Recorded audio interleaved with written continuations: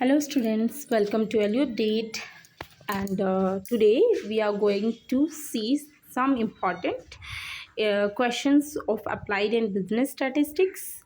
So students, if you want the detailed PDF of that session, then you can download our LU Update app from the Google Play Store, and from there you can obtain the detailed PDF of that session. So in this session we are going to discuss the most IMP questions which can be asked in your semester exam of 6th semester. So students, please watch this video till the end. And students, if you have not subscribed our LU Update channel, so go and please subscribe our LU Update channel for future related updates. So let's begin our first question, that is, statistics is also known as option E science, B and art, C both A and B, and D none of these. So here correct option will be C both A and B. Now second question, when was the first economic census conducted in India? हमारी India में पहली बार census कब हुआ था? तो मतलब यहाँ पे जो ऑप्शंस अवेलेबल हैं उसके अकॉर्डिंगली हमें देखना है, यानी after independence. So option A 1970, option B 1977, option C 1980, option D 1989. So here correct option will be 1977, that is B. Now third question, who is the father of statistical quality control? Option A Henry Fayol, B Adam Smith, C Walter Shewhart, D Philip Kotler. So here correct option will be C Walter Shewhart. यानी हमारे यहाँ पे question पूछा गया है कि कौन father of statistical quality control माने जाते हैं, तो वॉल्टर शेवार्ट को माना जाता है.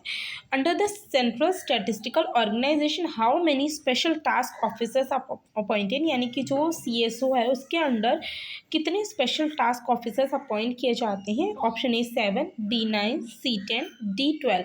So option A will be correct, 7 officers को अपॉइंट किया जाता है. Who said statistics is a branch of applied mathematics? किसने कहा है कि स्टेटिस्टिक्स एक ब्रांच है अप्लाइड मैथमेटिक्स की? Option A Arthur Lyon Bowley, option B R A Fisher, option C Francis Ysidro Edgeworth, option D Alfred Marshall. So here correct option will be option B R A Fisher. Now from which language did the word census originate, यानी जो word census लिया गया है वो कौन सी language से आया है? Option A Latin, B German, C Roman, D Persian. Here correct option will be option A Latin. What is the full form of GRR in statistics? GRR statistics में इसका फुल फॉर्म क्या होगा? Option A gross reproduction rate, B granular for reconstitution rate, C gauge repeatability and reproducibility, and D guaranteed rental return. So option B will be correct, granular for reconstitution rate. Now what is the full form of NSSO? National Survey Sample Organization, Nominal Sample Survey Organization, Nominal Subscriber Standard Organization. Here option यहाँ पे I think option cut गया है, तो यहाँ पे आएगा national sample सर्वे organisation. तो वो ऑप्शन बी है. यहाँ पे आई थिंक मिस्टेकनली यहाँ पे लिखना भूल गए या कुछ भी, तो यहाँ पे ऑप्शन बी आप यहाँ पे लिख लीजिए, national sample survey organisation.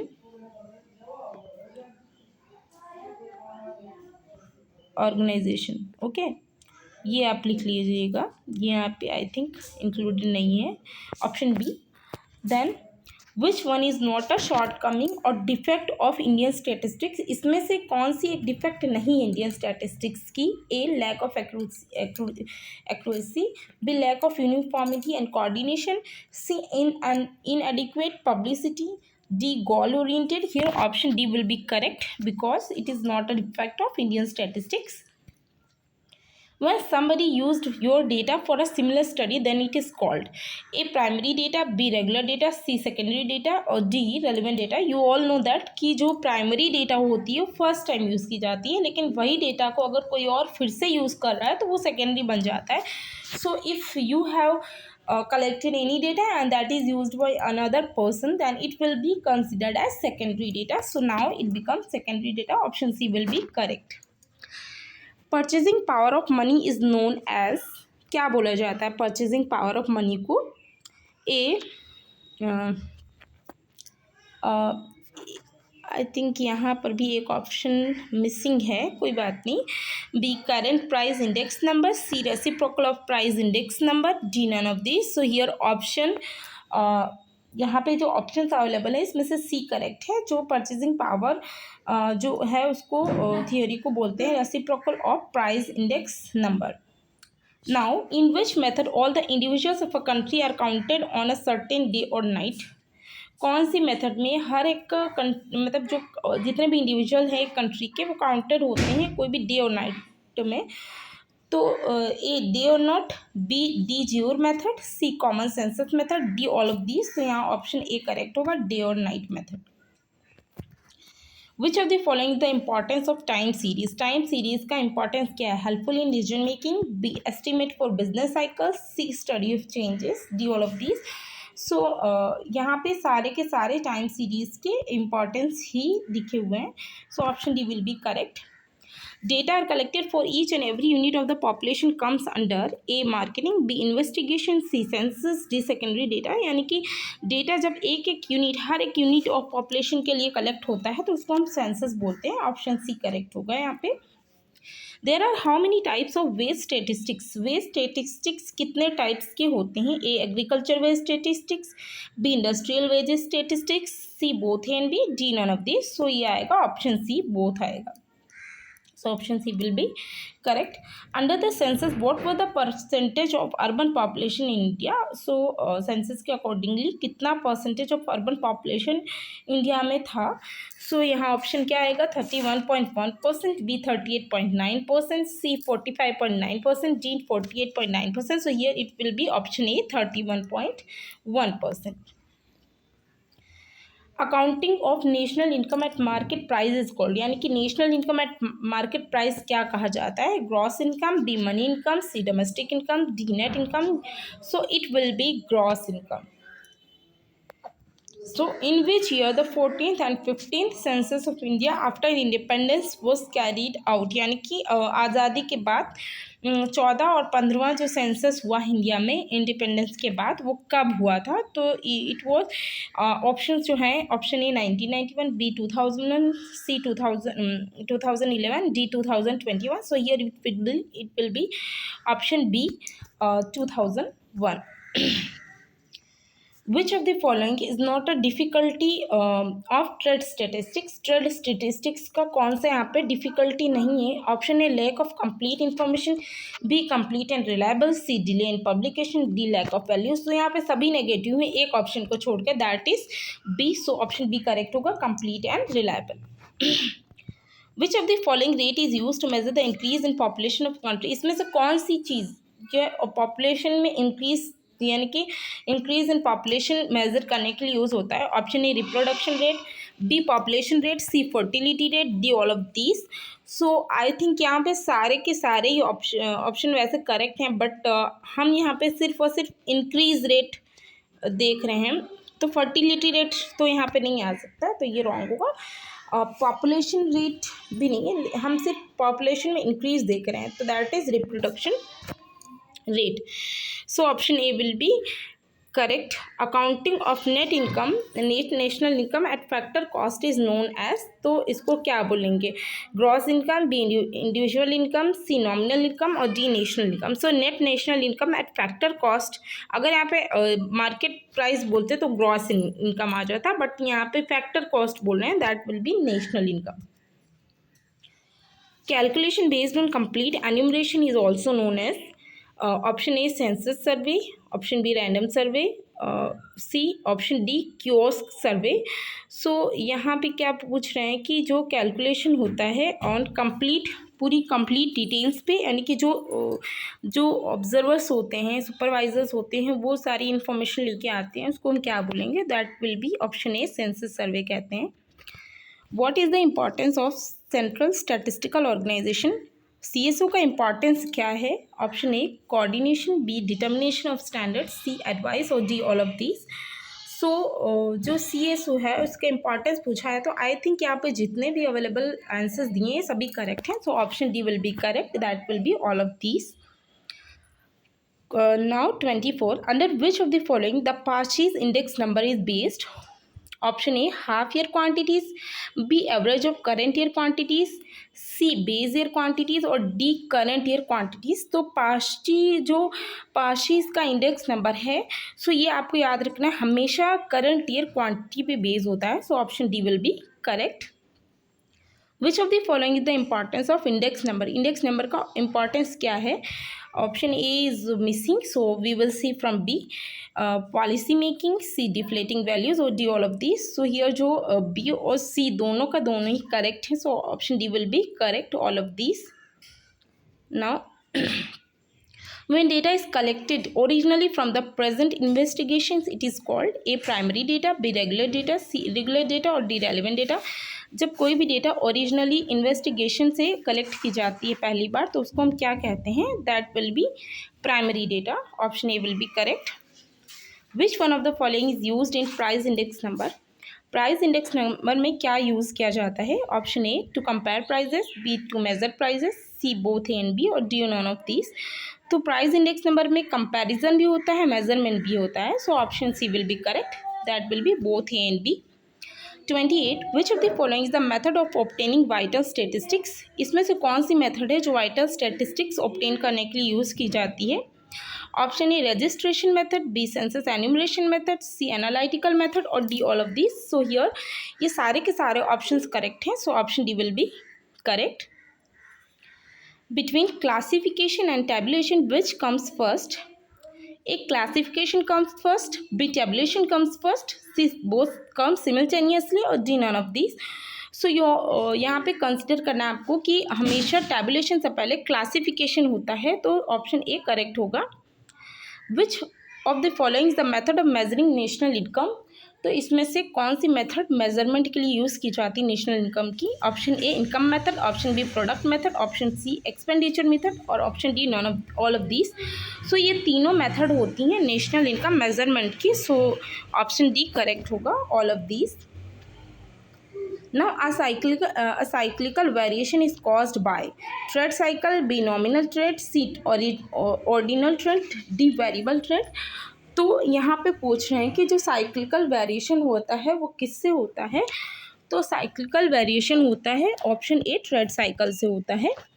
Now every item in the universe has a known chance of being chooses for the sample is an assumption of, यानी कि हमने जो सैम्पलिंग टेक्निक्स जो देखी थी वहाँ पे ऐसा बोलते हैं कि जब जो पॉपुलेशन जो हुआ है, जो पॉपुलेशन में से जो सैंपल लेते हैं, ठीक है, वहाँ पे हर एक यूनिट, हर एक इंडिविजुअल का प्रॉपर चांस है ऑफ बीइंग सिलेक्टेड, तो उसमें उसको क्या बोलेंगे?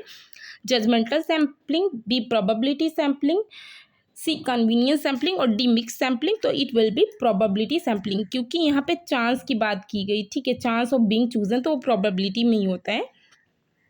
विच one is not a defect of Indian statistics? Indian statistics का कौन सा यहाँ पे डिफेक्ट नहीं है? तो हमेशा याद रखना जब नॉट पूछते हैं तो हम नेगेटिव में से एक पॉजिटिव लेना होता है, ठीक है। डिले इन पब्लिकेशन दिए तो डिफेक्ट है, बी लैक ऑफ एनालिसिस, ये भी डिफेक्ट हुआ, सी पब्लिक अवेयरनेस और डी लैक ऑफ क्लैरिटी। सो यहाँ पब्लिक अवेयरनेस यानी कि नागरिक जागरूकता, तो ये वाला करेक्ट आएगा, नॉट पूछा है तो ये आएगा। The estimation of future events relating to business in advance is called, यानी कि जो फ्यूचर में जो बिजनेस में कुछ होने वाला, कुछ इवेंट होने वाला, उसका आप एडवांस में एस्टिमेट करेंगे, उसको क्या कहेंगे? A business forecasting, B vital statistics, C quality control और D none of this. So here option A will be correct, business forecasting. Out of this which state has the largest rural population according to census 2011? Census 2011 के accordingly कौन सा ऐसा राज्य है जहाँ पे सबसे ज़्यादा आबादी गाँव में बसती है, रूरल एरियाज़ में है? Option A Tamil Nadu, B Uttar Pradesh, C Rajasthan, D Gujarat. So here it will be option B. Uttar Pradesh में सबसे ज़्यादा जो आबादी है वो गांव में रहती है. Now which of the following is the main publishing agriculture statistics. इसमें से जो एग्रीकल्चर की जो मेन जो पब्लिशर एजेंसी है वो कौन सी है? तो Indian crop calendar annual, C Indian agriculture atlas, D all of this. So here option D will be correct. ये दोनों की दोनों ही जो है Indian main publishing agriculture statistics हैं. By whom was the rank correlation method develop. Rank correlation method किसने develop की थी? A Hermann Paasche, B A L Bowley, C Irving Fisher और D Spearman. So rank correlation method जो develop की गई थी वो स्पेयरमैन ने की थी. तो यहाँ पे ऑप्शन जो डी है वो करेक्ट है, वहाँ पे हम ये सिलेक्ट करेंगे. Now the rise and fall a time series more than 1 year is called. जो राइज एंड फॉल होता है टाइम सीरीज में उसको हम क्या बोलेंगे? एक साल से ज़्यादा हो तो उसको हम क्या बोलेंगे? Seasonal variation, B secular trend और सी बोथ एंड बी और डी. तो इसको बोलेंगे secular trend. Option B will be correct. Calculation of population is known as. जो पॉपुलेशन है उसके कैलकुलेशन को हम क्या कहते हैं? ठीक है, net reproductive rate, index number और डी सेंसस. तो पॉपुलेशन के कैलकुलेशन को हम सेंसस कहते हैं. Option D will be correct. Which of the following is the type of control chart for variables. Control chart for variables कौन कौन से इसमें से हैं? Option A mean chart, B range chart, C standard deviation chart, D all of this. So यहाँ पे option D correct आएगा क्योंकि ये सभी के सभी कंट्रोल वेरिएबल चार्ट्स हैं. What is the source of collection of agriculture statistics. Agriculture statistics का सोर्स क्या है? Collection of area related statistics, collection of land use related statistics, collection of crop और yield estimate related statistics, D all of this. So option D will be correct.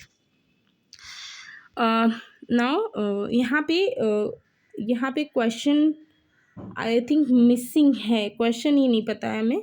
सो ये question मैं skip कर रही हूँ because यहाँ पे may be include करना भूल गए हैं. Collection of migration list considering the children of 6 year और less age illiterate, tabulation population all of about. So ये क्वेश्चन मैं स्किप कर रही हूँ. आई डोंट नो इसका क्वेश्चन क्या है. ठीक है, which one of the following in national income. यहाँ पे कौन सी चीज़ नेशनल इनकम में इंक्लूड की जाती है? Rent, wage, salary, interest in national income. Wage, option B veg, salary, interest. Option C salary, rent, interest. Option D rent, profit, interest. तो आपको याद होना चाहिए जो 4 फैक्टर्स ऑफ प्रोडक्शन होते हैं, लैंड, लेबर, कैपिटल, एंटरप्रेन्योर, उनका जो रिटर्न मिलता है वही हमारा जो है नेशनल इनकम में इंक्लूड होता है. That is rent, wage, salary, interest in national income. So ये करेक्ट आंसर होगा.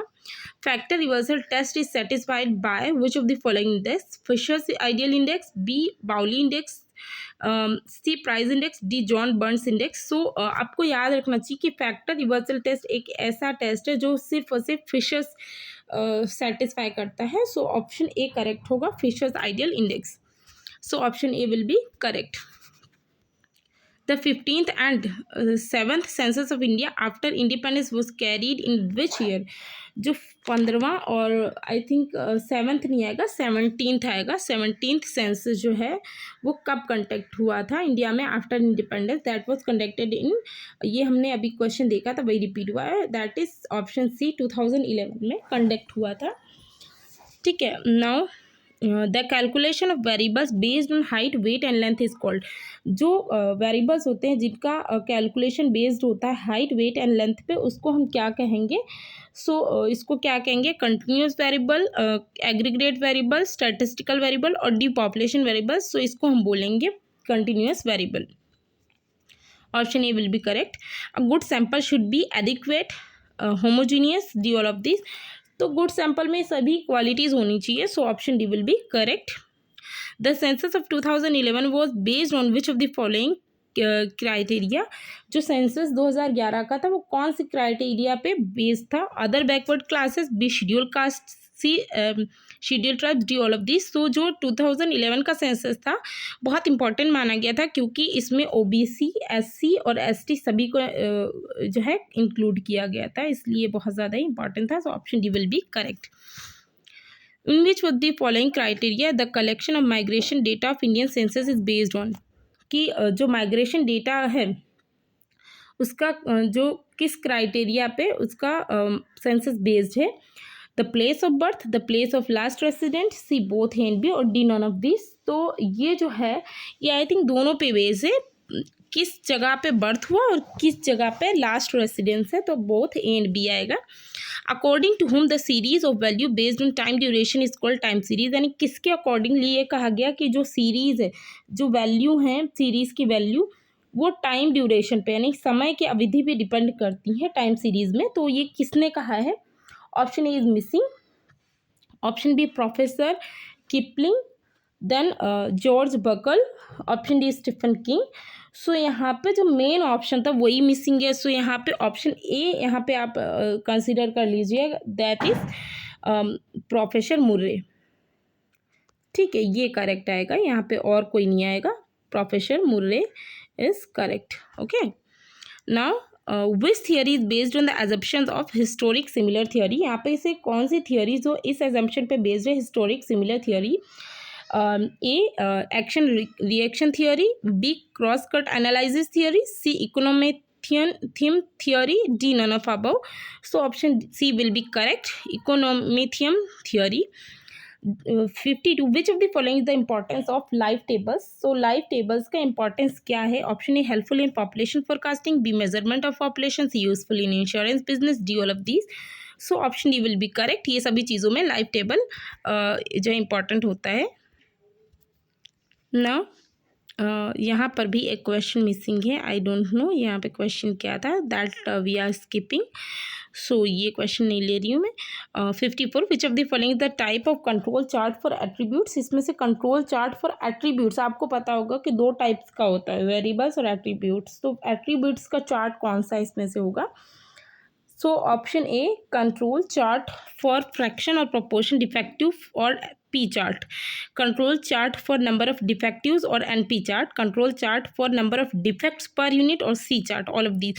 सो पी चार्ट, एनपी चार्ट और सी चार्ट ये सभी चार्ट फॉर एट्रीब्यूट्स होते हैं, सो ऑप्शन डी करेक्ट होगा।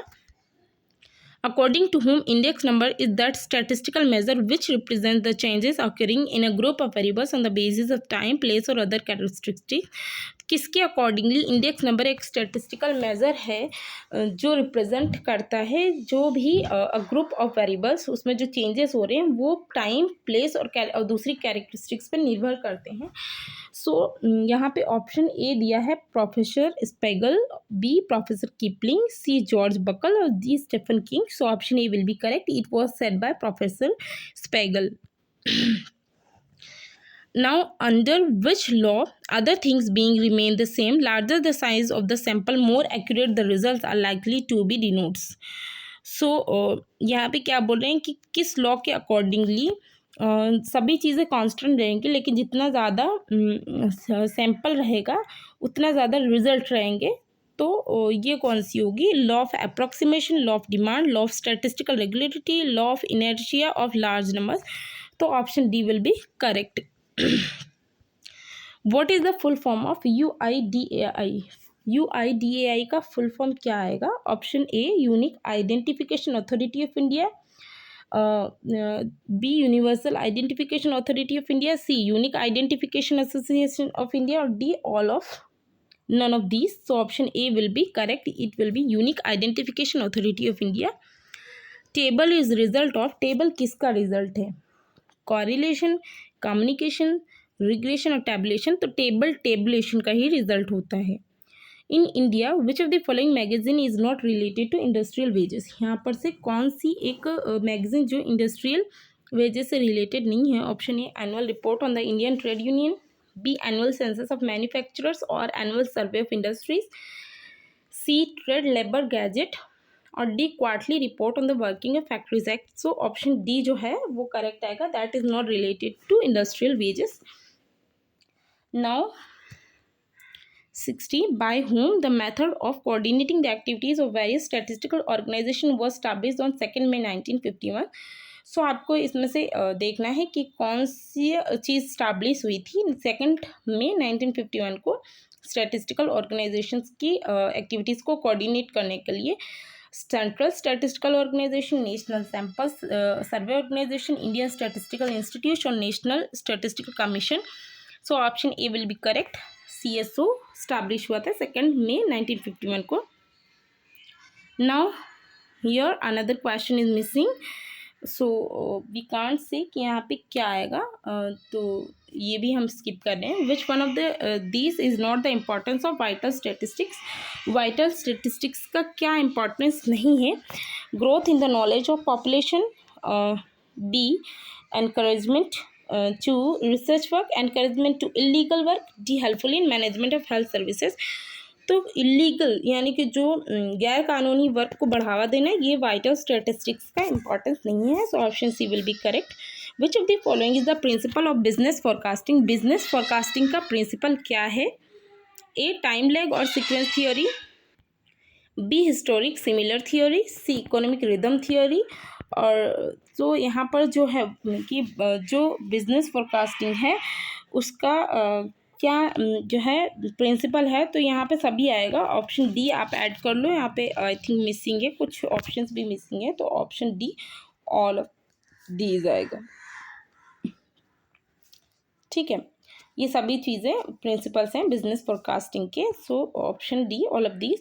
विच of the following method is used by making conversion base year in the. तो base year में कन्वर्जन के लिए कौन सी मेथड यूज़ की जाती है. डायरेक्ट और reconstruction method, indirect or concise method, C both A and B, or D none of these. So here option C will be correct. Both A and B will be the correct answer. Frequency of a variable will be always, जो frequency होती है कोई भी variable की हमेशा किस में होती है. Option A in percentage, B a fraction, both A and B और D as a whole number. तो हमेशा frequency variable की whole number में होती है. So option D will be correct. Now variance calculated from. Variance कैसे calculate होते हैं. Option A reliability, B correlation, D mean. So यहाँ पे वेरिएंस हमेशा मीन के बेसिस पे कैलकुलेट होते हैं. Option D will be correct. Which one of the following is also known as cost of living index. Cost of living index number को और किस नाम से जाना जाता है. Option A demand price index, B consumer price index, C supply price index, D none of this. तो यहाँ पे ऑप्शन बी करेक्ट होगा. कंज्यूमर प्राइस इंडेक्स कहते हैं. Then dash are conventional digital records of marriages, births, illness, deaths by which the health and growth of a community can be studied. यहाँ पे कौन सा डिजिटल रिकॉर्ड होता है. Marriage, birth, illness, death, जिससे health and growth एक community का study किया जाता है. तो क्या आएगा. Analytical statistics, business statistics, economic statistics और डी वाइटल स्टैटिस्टिक्स. तो ये आता है वाइटल स्टैटिस्टिक्स, जिसमें birth rate, death rate, infant mortality rate, reproduction rate, ये सभी का रिकॉर्ड होता है. In which year in India the wheat related estimate forecasting has been done. जो वीट का फॉरकास्टिंग हुआ था इंडिया में, तो कौन से ईयर में हुआ था. ए 1883, बी 1884, सी 1885 और डी 1886. तो ऑप्शन बी करेक्ट होगा. 1884 आएगा. The advantage of secondary data is data becomes outdated after some time. B already exists. C costly process. D sometimes data does not give the accurate result. जो secondary data है उसका advantage ये रहता है कि हमारे पास डेटा ऑलरेडी अवेलेबल होती है. सो ऑप्शन बी आएगा. ऑलरेडी एग्जिस्ट, ये इसका सेकेंडरी डेटा का एडवांटेज है. Now the orderly grouped data which arrange according to their time of occurrence is called. जो ऑर्डरली ग्रुप डेटा होती है जो उसके टाइम के अकरेंस के अकॉर्डिंगली अरेंज होती है, उसको क्या कहते हैं. A time series, B continuous series, C discrete series और डी वेरिएबल सीरीज. तो ऑप्शन ए करेक्ट होगा. It will be time series. Now data collected from individual response is primary data, B personal data, C secondary data और D individual data. तो जो data individual के responses पे collect होती है उसको बोलते हैं primary data. Option A will be correct. Which of the following difficulty of wages statistics. तो वेजेस स्टेटिस्टिक की डिफिकल्टी क्या है. Incomplete wages schedule, B uncertain wages payment method, C lack of stability in labour और D all of this. तो ये सभी difficulty होते हैं वेजेस स्टेटिस्टिक्स के. Now for collecting information from individual the technique can be implemented is called A survey, B census method, C secondary method और D relevant method. तो जब भी इंडिविजुअल से इंफॉर्मेशन कलेक्ट की जाती है तो वो टेक्निक को बोलते हैं survey method. So option A will be correct. What do you mean by real national income? Real national income से आप क्या समझते हैं? National income at constant price, national income at market price, C national income at equal price और D national income at unequal price. So जो real national income की बात हो रही है तो national income at constant price that is considered correct. Dash represents the components of a factor by sector. Sectors का जो सेक्टर्स होते हैं components of a factor, sector के फॉर्मेट में जो रिप्रेजेंट करता है डेटा उसको क्या बोलते हैं? Gantt chart, scatter chart, C pie chart और डी बबल चार्ट। तो इसको हम बोलेंगे pie chart. So option C will be correct. Tendency of fluctuations in a time series for more than 1 year is called. ये हमने अभी देखा था, तो वही चीज़ रिकॉर्ड ये कि जो टाइम सीरीज़ में जो चेंजेस होते हैं, इंक्रीज डिक्रीज एंड फ्लक्चुएशन जो होते हैं मोर देन 1 ईयर, उसको हम क्या बोलेंगे? सो उसको हम बोलेंगे option A secular trend. Now due to the earthquake tragedy in Gujarat in 2001 the work of the population census in which district was postponed। जब अर्थक्वेक हुआ था गुजरात में 2001 में तो पॉपुलेशन सेंसस का जो वर्क है कौन से डिस्ट्रिक्ट्स में पोस्टपोन कर दिया गया था? So option A Kutch, Rajkot and Jamnagar, B Kutch Amreli and Anand, C Anand Rajkot and Patan and D Patan Jamnagar and Kutch. तो it will be option A Kutch Rajkot and Jamnagar. Now, what is the full form of QA and QS?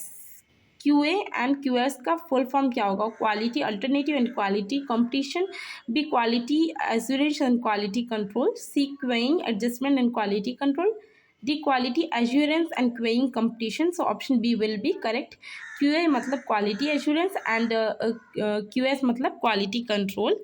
Now which one of the following is true? इसमें से कौन सा correct है?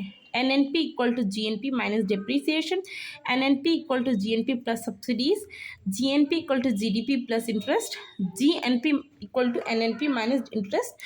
सो यहाँ option A correct है, ठीक है। Net national product equal to gross national product minus depreciation, तो ये करेक्ट होगा। ये सबसे करेक्ट आंसर है। आई होप कि आप सभी को ये सेशन हेल्पफुल लगा होगा। Thank you for watching this video.